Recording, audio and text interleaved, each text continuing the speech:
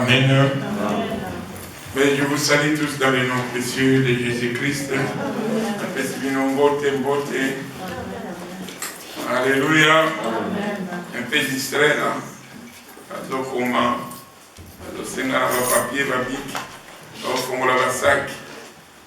je vous attends alors. Alléluia. Notre Dieu est merveilleux.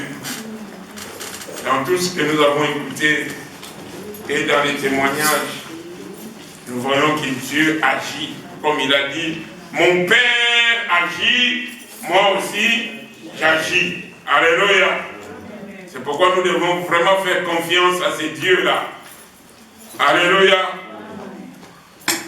La Bible dit, notre Dieu est vivant, il est ressuscité. Amen. C'est lui qui agit jusqu'à maintenant. Il a dit, je ne vous laisserai pas orphelins, mais je vous enverrai des consolateurs. Et c'est les consolateurs qui nous conduisent dans la vérité, rien que la vérité. Alléluia. Oh bien-aimé, tu es heureuse, toi qui es ici. Tu es heureux, toi qui es ici. Amen.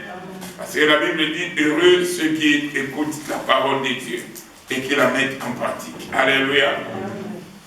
J'ai béni l'Éternel parce que dans l'intervention du pasteur Pierre, il a parlé beaucoup des jeunes, des jeunes, des jeunes et des jeunes. Amen. Et c'était aussi le thème que je voulais exploiter dans ce matin. Nous voulons parler des jeunes. Alléluia. Les jeunes, c'est un devoir. Jeunes. Amen. Les jeunes, pas les jeunes, les jeunes filles, jeunes garçons, les jeunes d'abstenir à manger. Amen. Jeunes. Mais pourquoi je n'ai pas dit jeunes et prières? Parce que je voulais beaucoup parler sur les jeunes. Mais les jeunes s'accompagnent toujours avec la prière. Alléluia. Parce que quand ils jeûnent sans prier, ce sont les jeûnes que pasteur Pierre faisait avant de faire les examens. Alléluia. Mais il avait quand même espoir. Amen. Donc ça veut dire, quand nous faisons les jeûnes, ça mène aussi à quelque chose, à un résultat, à des faveurs. Amen. C'est pourquoi nous devons dire que les jeûnes est une pratique spirituelle. Ce n'est pas un commandement. C'est seulement une pratique spirituelle. Car depuis l'Ancien Testament, nous avons vu des gens, à chaque fois que Dieu voulait parler avec son peuple, il disait qu'il va gêner, en fait il vient dans sa présence. Amen. Donc, nous voyons que quand on gêne, les gênes amènent toujours à quelque chose de bon. Amen. Parce que dans les gênes, on s'humilie. Dans les gênes, on mortalise la chair. On diminue la force de la chair. Parce que la chair a des désirs opposés à celle de l'esprit. Alléluia. Ça, c'est un grand combat qui ne finira que quand tu vas mourir. À chaque fois que tu veux prier, la chair va dire, mais tu ne vois pas que tu es fatigué, tu ne peux pas t'endormir. À chaque fois que tu veux prier, une personne peut t'appeler pour dire, aujourd'hui, Siatoula va parler. Et toi qui aimes Siatoula, tu vas dire non, je vais attendre écouter Siatoula. Alléluia. Amen. Ah, maman Mado, tu ne connais pas Siatoula? On t'expliquera après les Siatoula c'est qui. C'est un comédien, juste un comédien qui va passer à la télé et tu es attiré à regarder ce comédien au lieu de prier. Voilà un peu. Amen.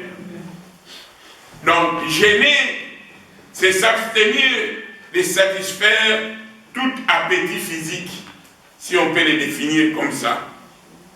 Amen. Donc, gêner, c'est s'abstenir de satisfaire tout appétit physique. Amen.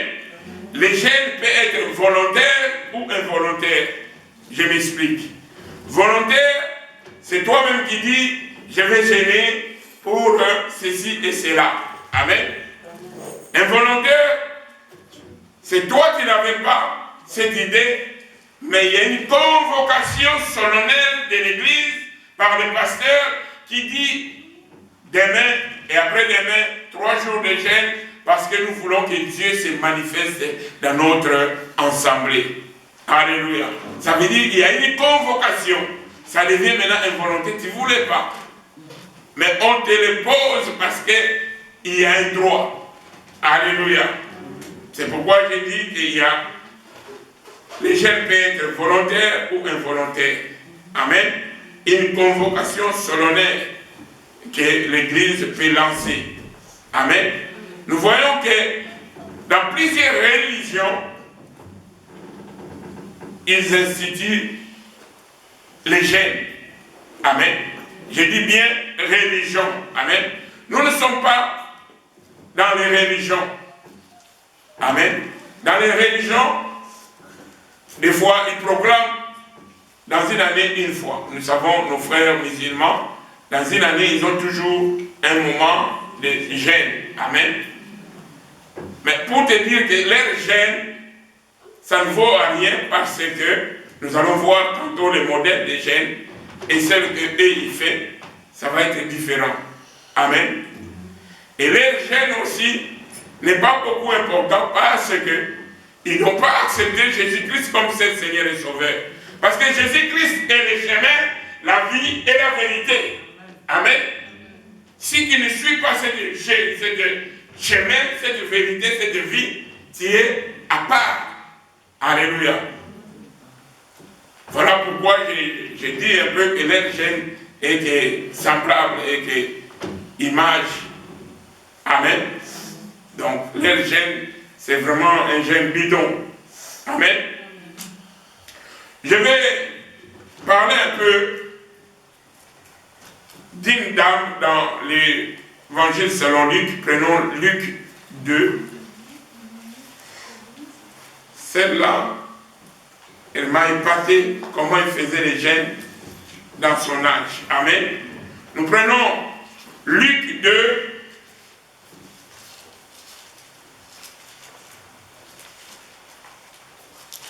« 36 à 38.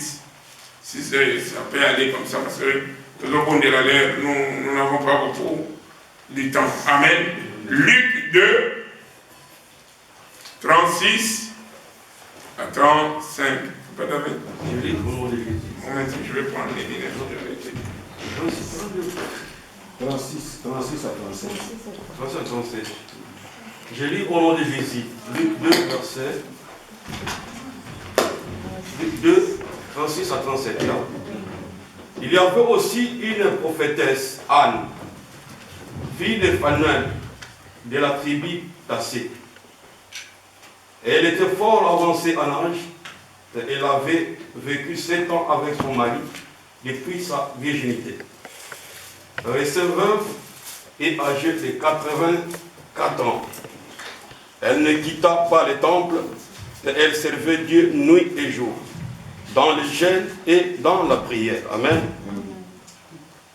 Amen. Amen. Bien aimé, ici nous voyons Anne. Alléluia. Anne était une prophétesse, comme il est écrit. Amen. Anne, il faisait partie des restes des fidèles d'Israël qui attendaient la venue du Messie. Anne avait forcément plus de 100 ans, puisqu'elle avait été mariée pendant 7 ans avant d'être veuve. Amen. Et dans sa veuvage, elle a fait 84 ans de veuvage. Elle était veuve pendant 84 ans. C'est pourquoi j'ai dit que elle avait forcément 100 ans. Amen. Parce que quand elle s'est mariée, elle a fait 7 ans de mariage. Son mari est mort. Et maintenant, elle est restée veuve pendant 84 ans. Donc 84 plus 7, ça nous amène au-delà de 100. Alors ça veut dire qu'elle avait plus de 100 ans. Amen. Et tel qu'il était une prophétesse, elle recevait des révélations de la part de l'Éternel. Parce que les prophètes, c'est pour parlait de la part de l'Éternel. Amen. Alors, comme elle était prophétesse, son fonction était toujours de rapporter ce que Dieu dit. Parce que Dieu parle à ses prophètes et les prophètes révèlent à son peuple. Amen. Mais la Bible nous dit quelque chose sur Anne, qu'elle assistait au culte qui se tenait au temple. Amen. Anne venait comme toi et moi à l'église, malgré son âge. Elle venait toujours à l'église. Amen. Et c'était comme ça qu'elle servait l'Éternel. Elle servait Dieu, la Bible le dit, jour et nuit. Dans quoi? Dans les jeûnes et les prières. Alléluia. Ça veut dire, pour gêner, nous n'avons pas à limiter l'âge ou à limiter quelque chose. Bien aimé, beaucoup, dans ces moments, ils disent, moi je ne peux pas gêner parce que je prends les médicaments, c'est là, non. C'est Dieu qui protège, ce n'est pas les médicaments. Amen. Quand tu veux gêner, fais confiance à Dieu. Ne gêne pas parce que, ah non, comme je prends les médicaments, je vais prendre un peu de semoule le matin, ou bien je vais manger un peu de ceci, cela. Non, gêne vraiment. Amen. Gêne. Parce que quand tu gênes, tu cherches une faveur devant Dieu. Tu t'humilies. La Bible ne dit pas que Dieu relève ceux qui sont humiliés. Amen. Quand tu t'humilies, c'est alors que Dieu reconnaît que tu connais qu'il est grand.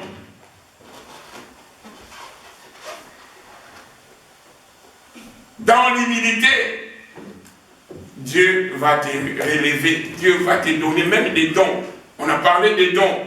Quand les dons, ça ne se fait pas parce que nous mangeons, nous n'occupons pas vraiment à prier à fond. Nous n'avons jamais résisté jusqu'au sang. Quand on va prier à 19h, ah, on a un problème, 16h, moi je vais faire ceci et cela. Tout le monde va donner des prophéties. Je dis, je vous retiens aujourd'hui jusqu'à 19h. Les autres vont dire, ah, n'a pas qui n'a nous terre. Je n'ai pas encore préparé, maman va dire, ah non, je n'avais pas dit à mes enfants, je ne peux pas rester jusqu'à 19h. Or, peut-être c'est un plan de Dieu, Dieu veut nous parler. La Bible dit, les apôtres étaient dans une maison jusqu'à ce que le Saint-Esprit les a visités. Bien aimés, quand nous nous rassemblons et que nous prions à fond, il y a quelque chose qui va se faire. Dieu ne laisse pas comme ça. Amen. Dieu ne laisse pas comme ça quand il voit, il écoute les cris. La Bible dit, quand un malheureux crie, Dieu entend les cris. Amen. Dieu a entendu les cris des peuples d'Israël dans leur souffrance. Il a dit, j'ai écouté les cris de mon peuple. Et il a envoyé Moïse pour les délivrer.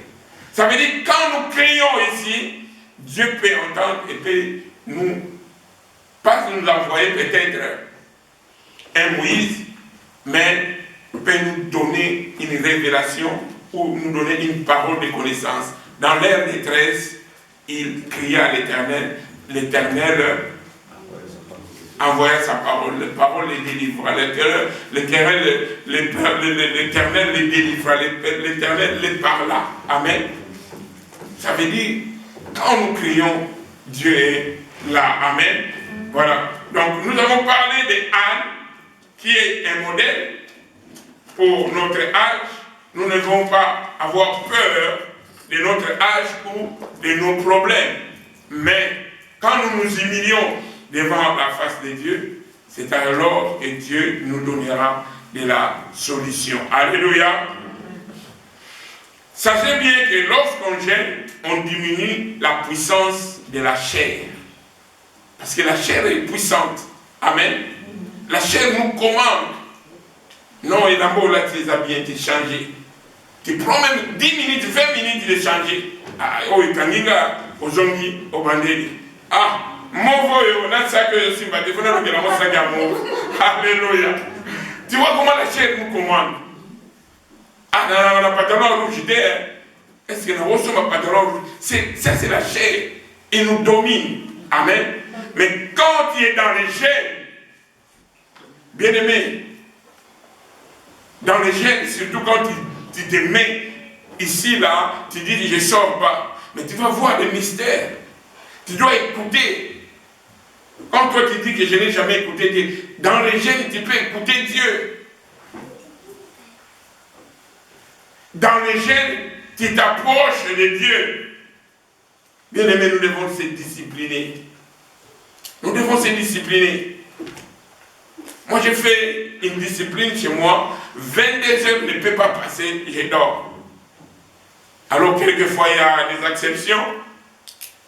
Les filles, quand ils me cherchent, ils me voient 22h30, je dis, hé, tu n'es pas encore couché. Donc maintenant, ils connaissent que 22h, papa, il dort. Alors il me dit déjà, 22h, même la fille, quand il vient, il passe, il me voit, je suis encore au salon, hé, tu n'as pas regardé l'heure. Ça m'interpelle directement que j'ai fait les disciplines, 22h, je dois être au lit. Amen. Sauf exception, tant que ça va, on a fait, au fond, il y a fait, il nous a aller dans Amen. Nous devons se discipliner beaucoup plus dans les gènes. Amen. Nous avons vu aussi les Juifs, ils pratiquaient beaucoup les gènes. Dans les moments de tristesse, dans les moments de jugement, dans les moments de repentance, les gènes. Et on va voir ça. Il y en a beaucoup d'exemples dans Exode 34 et 25. Nous allons voir qu'ils se gênaient pour préparer à la rencontre de Dieu. Amen. Pour rencontrer Dieu, il avait dit, purifiez-vous, sanctifiez-vous. Et ils étaient aussi dans le gène pour la rencontre de Dieu. Amen. Maintenant, nous allons exploiter encore les gènes de Jonas. Amen. J'aime bien beaucoup. J'ai une fois prêché ceci à l'église des Rochers. Waouh, c'était formidable. J'ai aimé et puis j'ai proclamé directement les gènes. Amen. Alors nous étions rentrés dans les gènes avec des bébés comme David. On était rentrés avec des bébés comme ça. On a fait 2 jours, je crois. C'était formidable. Alléluia. Donc nous prenons Jonas. Jonas 3. Parce que si on va prendre 1, Jonas 2, ça va être long. Nous connaissons déjà l'histoire de Jonas. Dieu l'a envoyé à Ninive. Lui, il a pris des bateaux pour aller à Tars. Pour aller à Tars, il est passé par la mer. Et par la mer, le poisson l'a englouti. Et dans le ventre des poissons, il a reconnu qu'il y a un Dieu. Il commençait à prier Dieu, à dire, ah mon Dieu, ne me laisse pas. C'est comme ça aussi nous nous prions. Quand nous avons fait quelque chose qui n'a pas glorifié l'Éternel, nous commençons à dire beaucoup de mots. Amen. Alors dans Jonas 3, il est écrit, la parole de l'Éternel fut adressée. Nous commençons à 1 pour avoir un peu de bonne compréhension. La parole de l'Éternel fut adressée à Jonas une seconde fois en ces mots. Lève-toi, va à Ninive, la grande ville, et proclame ici la publication que je t'ordonne. Et Jonas se leva et alla à Ninive, selon la parole de l'Éternel. Or, Ninive était une grande ville de 3 jours de marche. Jonas fit d'abord dans la ville une journée de marche, et il criait et disait, encore 40 jours et Ninive est détruite. Expliquons-nous un peu là-bas. Amen. La parole annoncée par Jonas montre que Dieu est toujours prêt à recommencer avec nous. Souvenez-vous encore, l'autre fois j'ai annoncé sur Jérémie. Amen. Dieu voulait parler à Jérémie. Il a envoyé d'aller dans la maison des potiers pour examiner comment les potiers travaillent. Et les potiers étaient en train de faire son travail dans les tours. La Bible dit, la première peau qu'il a fait n'était pas bien, il a écrasé. Alléluia. Et il a recommencé. Ça veut dire Dieu, c'est un Dieu de recommencement avec nous. Parce qu'il sait que nous sommes faibles, nous sommes que chair, alors que le désir de la chair est opposé à celle de l'esprit. Amen. Ah, c'est pourquoi Dieu est un Dieu de recommencement. Tu tombes aujourd'hui, tu te réponds, comme nous avons eu des marqués avec l'ancien David. Il a dit, approchons-nous avec assurance vers la trône de la grâce, afin d'obtenir miséricorde. Amen. Ça veut dire, une fois que tu es tombé, ne reste pas sur terre. Ne dis pas que moi j'ai péché, je ne peux plus servir Dieu. Non, c'est faux. Répands-toi et prends une nouvelle allure. Parce que Dieu, c'est un Dieu de recommencement. Nous avons écouté le témoignage du pasteur Pierre. Il a recommencé 3 fois, il a dit. Amen. Dieu, il recommence avec nous. Si tu te fatigues, tu restes, c'est la mort. Loin de Dieu, c'est la mort. Près de Dieu, c'est la vie. Les faiblesses peuvent nous engager, mais nous devons recommencer. Nous avons écouté même Wendy. Elle était catégoriquement que Dieu ne m'a pas répondu et que je ne vais plus prier. Écoute bien aimé, je te dis, Dieu, ne fais pas comme ça avec Dieu. Dieu est souverain. Que tu pries, que tu ne pries pas, Dieu reste le même. Dieu fait ce qu'il veut à celui qu'il veut. Bien-aimé, ton enfant, quand il est encore bébé, c'est toi qui le suis, la lingette, c'est toi qui l'habilles, c'est toi qui fais comme tu veux. Et nous aussi, nous appartenons à Dieu. Il peut faire tout ce qu'il veut avec nous. Alléluia. Nous ne devons pas contester avec Dieu. Qu'il y ait même une maladie qui vient, qui dit en toi, c'est Dieu qui a permis, comme nous avons écouté l'autre fois, qu'est-ce qui ne peut pas arriver sans que Dieu soit l'auteur? Peut-être qu'il permet cette maladie pour que tu sois toujours avec lui. Parce qu'il sait que si tu n'es pas malade, tu vas courir les jupons ici. Tu vas courir, pas les jupons, mais les pagnes. Alléluia. C'est les jupons, c'est les chaînes. Maintenant, tu vas courir, maintenant les pagnes. Amen. Ça veut dire Dieu fait toutes choses pour un but. Nous ne devons pas contester, bien-aimés. Que ce soit en mal, en bien, ne conteste pas avec Dieu. Il est celui qui voit plus que toi. Il connaît ce qui viendra demain. Nous sommes limités aujourd'hui. Qui connaît dans 2 heures ce qui va arriver? Hier, on a dit ici, on cherchait des prophètes pour parler de Corona. Parce que les prophètes doivent parler de la part de Dieu, ce que Dieu veut faire. Il doit l'annoncer. Mais les prophètes, bouche bée. La fin de là-bas. Dans ces sacs, il doit avoir des dollars et des francs congolais. Ah là, toi, tu dis, il m'avait dit tout ce que j'avais dans mon sac. Alléluia. Voilà donc. Jonas, la Bible dit, la parole adressée à Jonas montre que Dieu est toujours prêt à recommencer avec nous quand nous nous détournons de nos péchés. Voilà la condition, c'est seulement ça. Quand tu te détournes de ton péché, Dieu peut recommencer avec toi. Quand tu t'assois avec tes péchés, Dieu il t'attend toujours. Il ne te dit pas pécheur, méchant, sorcier, sorcière, comme nous jugeons les autres. Dieu ne juge pas. Bien, tantôt ici, le pasteur a dit, Dieu use la patience envers les ignorants. Il y a des choses, quelquefois, que nous ne connaissons pas, alors nous sommes toujours là dans les péchés.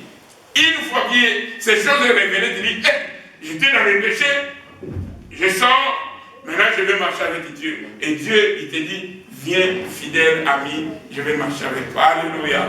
Dieu est merveilleux, Dieu est bon. Il ne se tient pas compte de notre ignorance.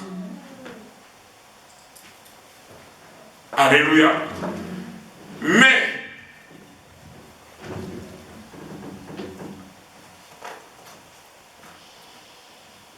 ce message de Jonas montre aussi,